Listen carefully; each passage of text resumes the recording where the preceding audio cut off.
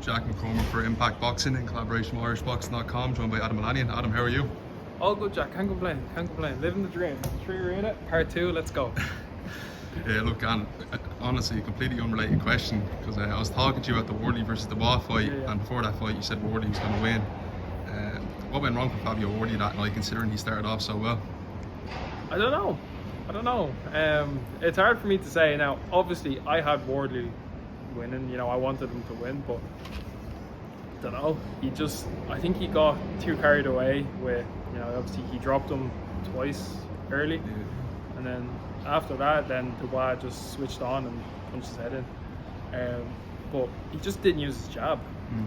I was watching that fight, and if I was Wardley, I think if he used his jab a bit more, he used his feet a bit more, I think it would have been a bit of an easier night's work. And would you still pick Wardley for the rematch? I don't know. And look, I'm not discrediting Dubois either. But look, it was hard to pick anyways in the first fight because two big, strong heavyweights. It is hard to bet against anybody in the heavyweight division, really. But I don't know. Dubois showed a completely different side of himself that I don't think anybody in the boxing world, other than obviously his inner circle, knew he had. So just have to credit the man for that. So I'm not really too sure. Look, we're outside the 3 Arena. I want to go back to your first round knockout in your debut. Your performance probably stole the show that night. Looking back a few weeks later, how do you reflect on that night in Dublin? I don't know, it was a fight really. No, it was a different buzz, it was a different atmosphere that I was used to, but it felt so familiar at the same time. It was, how would I say, getting ready for fights in the amateurs. It feels like a contest. I was in the change room and I felt like I was getting ready to go to war. It was a completely different one. I really felt like I was in there to, don't take this the wrong way, but I was in there to do some damage, you know what I mean? So, completely different buzz, completely different atmosphere, completely different build up to it. I really enjoyed it though. It was quite enjoyable. It was something I dreamed of, since I'd started boxing. I'd always dreamed of selling out shows, selling out arenas, being a part of sold out shows, sold out arenas. So I'm just glad that, being a part of the sold out part was, part of the dream. Now it's time to sell out my own shows in the future. Yeah, look, they had you high up on the card. Does that, show how much Queensberry believes in you as a prospect? Yeah, I believe so. I think they know what they have. The future undisputed heavyweight champion of the world. So, yeah, I'm really appreciative for Queensberry for backing me. I'm appreciative for my managers, Brian Peters and Tomas, for guiding me, looking after me, right? My coaches as well for the endless hours of work. Paul Stevenson and Anne Humphrey. So it's a joint effort really, but to be so high up on that card, it was something dreams are made of. And you were supposed to fight on the Akoli versus Yoka card in April.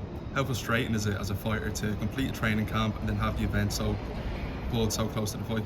It was gut wrenching because I was so excited to show the world what I've been working on, and show like a new improved version from me that was on display on the 14th of March. But look, everything happens for a reason.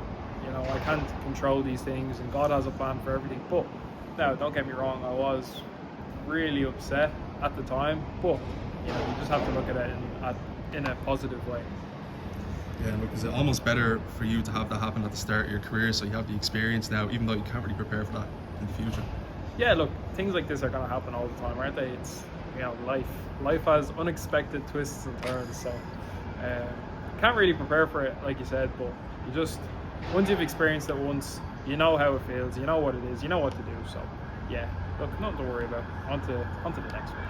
We're obviously here in Dublin today for your fight in August, but you're also fighting on June 20th in St Mary's Stadium. Are you aiming for another knockout, or would you prefer to get the rounds and experience in? Of course I am. I'm a heavyweight. That's what we do. We knock people out. No, look, that's what I'm aiming for. That's what I'm training for. And look, my sacrifices that I've been making alone, by myself, in Liverpool, away from friends and family, the only people I have is my gym mates and my coaches. Someone has to feel that, someone has to feel exactly what I've been going through times 10. So yeah, let's see. And Dev Sani mentioned today that you faced off yourself and Leo Atang at, I believe, the Hergovich versus Allen show. We all seen those clips of Anthony Joshua and Tyson Fury back in 2013 at the round table facing off before their big fight that's scheduled later this year. Do you believe this could be foreshadowing another super fight years down the line, the next generation? Yeah, defo. Look, me and Leo are two very decorated amateurs. He's obviously had a couple of more professional fights than me, but I'm excited, you know. I'm sure he's excited as well. Leo's a nice fella, but we're gonna fight one day, you know, and it's gonna be a mega fight. You know, they say super fights. This is a mega fight, so we just need to build it the right way, and I'm sure down the line we can definitely get it on for, who knows, maybe undisputed, unified, who knows. Yeah, maybe that could happen at the 3 Arena as well. Croke Park, the Aviva. Let's aim for bigger, but yeah, who knows. I've seen on your Instagram story today that you're at Croke Park. Seems like you've a busy schedule lined up, you know, June 30th, August 1st, and maybe September 5th if all goes well. Who knows? Who knows? Well, we're gonna focus on June 20th first, and then August 1st, and then whatever's next. All right, that's perfect. Thank you, bro. Thanks very much.